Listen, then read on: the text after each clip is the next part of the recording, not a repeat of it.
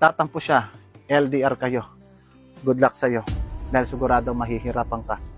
Ang mga babae sa LDR, mas matatapang, mas mababangis. Alam niyo kung bakit? Magkalayo kayo.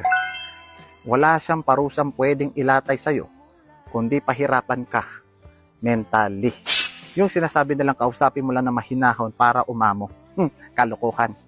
Yan ay nasaktan. Kailangan mong pagbayaran. Hindi yan parang bumili ka ng candy, iabot mo sa kanya. Maraming paraan para manlambing.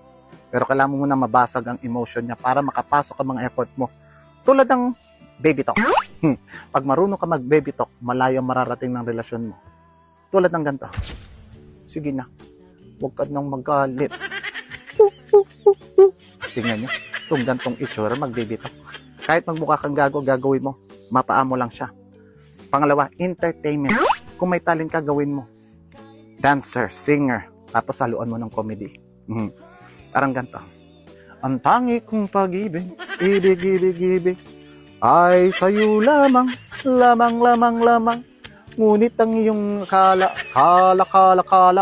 Pangatlo, pinakamadali sa lahat. Maghanap ka ng chismis. Sabihin mo sa kanya, may babalita ako sa'yo, mainit-init pa. Hindi niya matatanggihan niya. Kahit mainit ang dugo niya sa'yo, kahit matigas ang puso niya, ibababa niya.